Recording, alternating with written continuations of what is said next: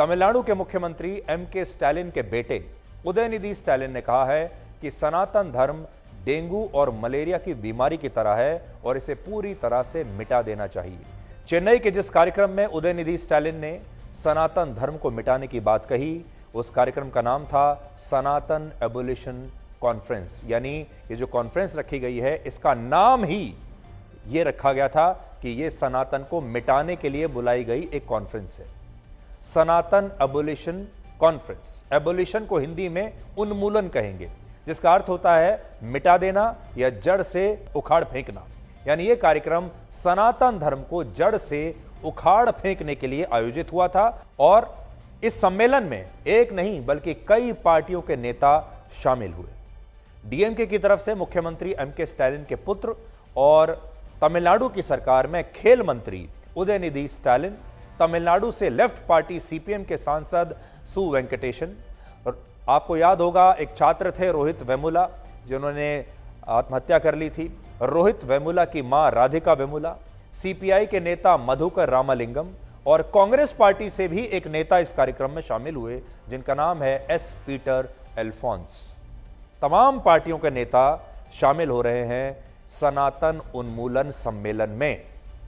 ये सभी वो राजनीतिक दल हैं जो विपक्ष के इंडिया गठबंधन में भी शामिल हैं, लेकिन इसके बावजूद इन पार्टियों के नेता एक ऐसे कार्यक्रम का हिस्सा बने जो सनातन धर्म को मिटाने की बात कहता है, उसे एक बीमारी की तरह कहता है। और ये एक ऐसी चीज है जो किसी और देश में, दुनिया में आपको मिल नहीं सकती, किसी और देश में यह संभव नहीं है।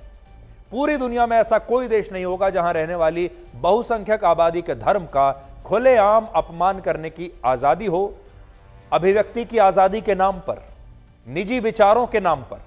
लेकिन भारत में यह सब कुछ अभिव्यक्ति की आजादी के नाम पर खुलेआम होता है और सिर्फ एक धर्म के खिलाफ ही ऐसा किया जाता है और किसी धर्म के खिलाफ नहीं।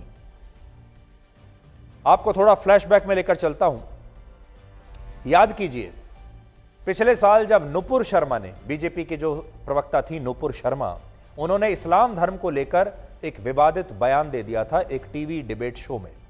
उनका समर्थन करने पर उदयपुर में कन्हैया लाल नाम के एक टेलर का सिर तन से जुदा कर दिया गया था और नुपुर शर्मा की ऐसी हालत कर दी गई थी कि आज भी नुपुर शर्मा अपने घर से बाहर नहीं निकल सकती।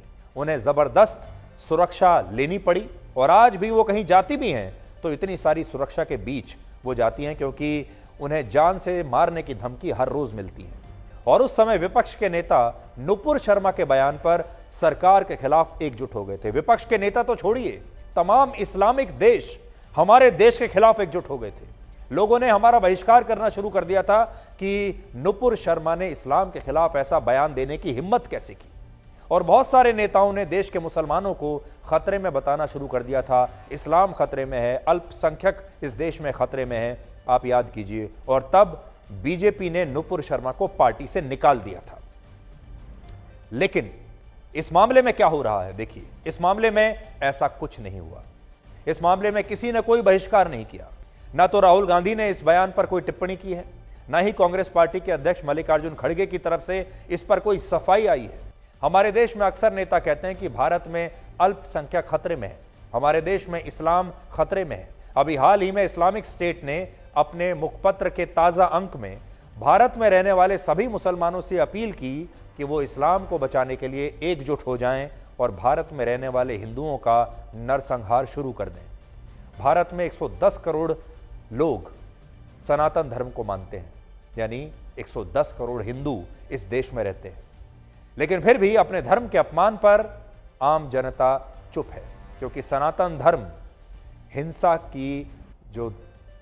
हिंसा के लिए किसी को प्रेरित नहीं करता। और पार्टियों के नेता पूरा वोटों का हिसाब किताब लगाकर बहुत ही संतुलित बयान देते हैं। आप अक्सर ये तो सुनते होंगे हमारे देश में कि अल्पसंख्यक खतरे में हैं हमारे देश में। ये बातें, ये सवाल बहुत पूछे जाते हैं दुनिया भर में। लोग ये भी कहते हैं कि हमारे देश में इस्लाम खतरे में है, लोग ये भी कहते हैं धार्मिक आज़ादी खतरे में है, लोग ये भी कहते हैं लोकतंत्र खतरे में है, संविधान खतरे में आ गया है, अभिव्यक्ति की आज़ादी खतरे में है। लेकिन आज कोई भी ये नहीं कह रहा कि सनातन धर्म भी खतरे में है।